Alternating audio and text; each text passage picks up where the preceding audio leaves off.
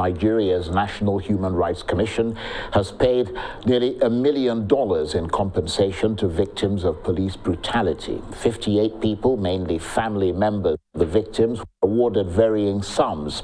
The head of the commission, Tony Ojukwu, said earlier on this program that the payment was a gesture of apology to the victims from the government. And later, we also heard from the macroeconomic policy analyst, Professor Ken Ife, who told us why foreign direct investment in Africa seems to have gone up on the continent.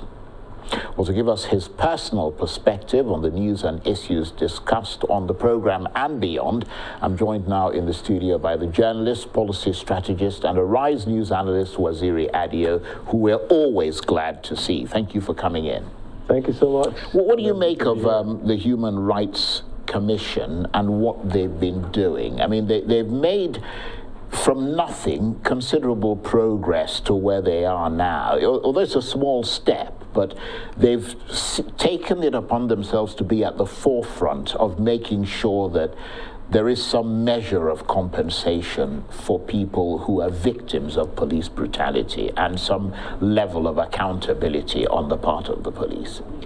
I think it's a step in the right direction.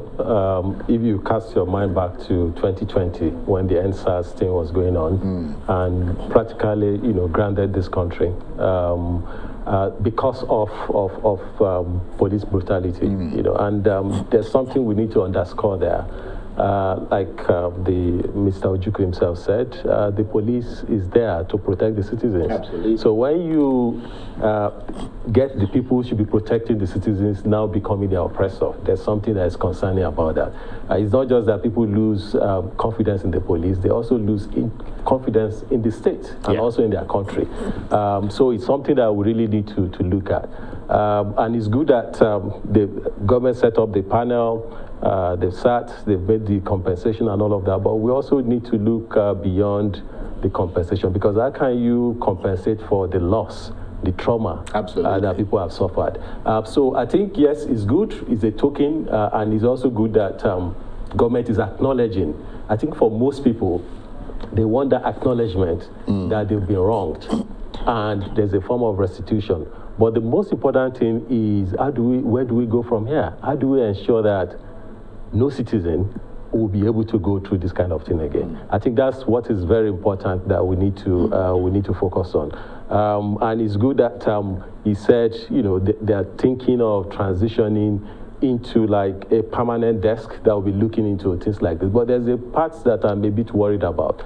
If all you do is when people complain, the state compensates them, that is not enough, because what it means is that you are shifting the responsibility to the state rather than to the individual. There should be personal accountability. If a law enforcement officer and officer of the state abuses their power, they should have personal accountability for that. So it's not just about, okay, we'll hear complaints that people have and we'll provide redress for them, because if you do that, it's more like a perverse incentive.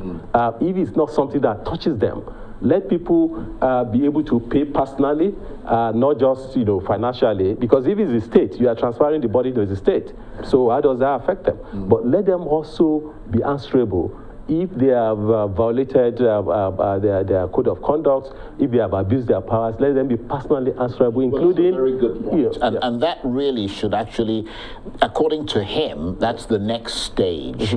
But I agree with you that because we haven't actually seen that happening, I mean, apart from the dissolution of the SARS unit, I mean, we haven't seen people being held individually accountable. He did say that that's the next stage, that they themselves, as the Human Rights Commission, because theirs was national, and you had all the different states and so on, that they're compiling, and once that is done, the next stage will be to hold people accountable, to go to the police commission, to go to, those who need to be prosecuted will be prosecuted, and all the rest of it. But it's taking a bit of time, to be fair, and you wonder whether that is going to be affected in any way, the strength of the evidence that's available. It is also very important to acknowledge something that is also going on. If you've been following the news closely, you also see some instances where some police people who have abused their position, and maybe they put the information on Twitter or other forms of social media, and the police will say, okay, we are trying to track this person down, and they've tracked the person down, and this is what we are doing. And we have seen instances where people have been derobed, physically derobed, as in they remove the uniform, they dismiss them, not just the police, also to the army, and all of that. So that's the good development. We need to let people know that the fact that you carry the gun does not make you a law unto yourself. But of course the question is, what percentage of those people who get derobed and things are there compared to the people who do? Because every single day, I mean, I've been a victim of driving out and having police jumping on my car and saying I ran a red light when I didn't. I mean, little things like that, where they literally try to shake you down at every opportunity they get, and that's from personal experience. You see what I mean? I think a point we need to take from this is that, and this is not, police brutality is not peculiar to Nigeria. In fact, America is notorious for this.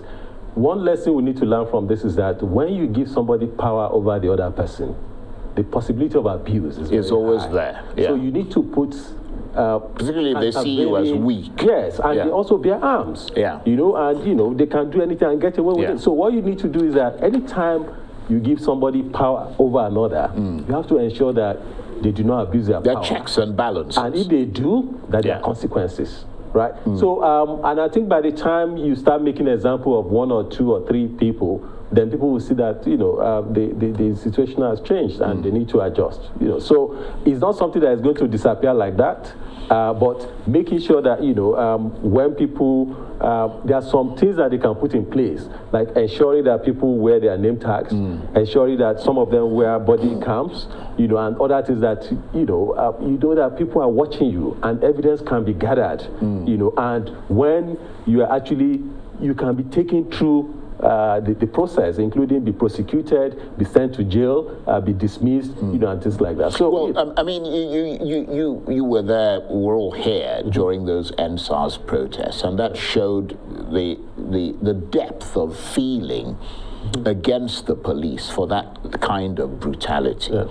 Do you think that, and now that we've seen a lot of those protesters now channel their anger into politics, do you think that that should be something, the issue of police brutality, when they start to sort of question the candidates and when the campaign season begins, that should be on the agenda? Definitely, I think it should be. The fact that the NSAS panels were set up, government is pursuing police reform, and all of that, is going to be a marathon. It's not going to be a sprint. But we need to see what the candidates are going to do about it. So the point I'm trying to make is that this has to be sustained. And it has to be, that's why, it's very important to ask the candidates, so what is your plan about making the police a people-centered institution? What is your plan of making the armed forces, not just the police? Everybody that has power practically abuses every other person. So we need to ensure that those checks and balances are there, and that the candidates have plans about what to do, to make sure that we reduce the level of impunity. It's about impunity, really. Absolutely. That people, because they represent the state, because they bear arms, they use that. And, like the Human Rights Commission man said, there's a long history to this. There's a long history to this. The pre-colonial state in Africa was actually, not an institution that developed to protect the people. Absolutely. It was about the king. It was about exploiting the people. Absolutely. We have always had this institution, the state, as a predatory, as a domineering force. Pre-colonial, colonial, and post-colonial. So we need to have, in other places also started like that. But you had some kind of some kind of changes that ensure that the state now exists to protect the people. Absolutely. Not to oppress the people. So that change, that fracture has not happened. And it has to happen now, doesn't it? Because, I mean, you could make the excuse about military regimes and all the rest of it, but we've had continuous democracy since 1999. That is what democracy is about. Democracy is about the people.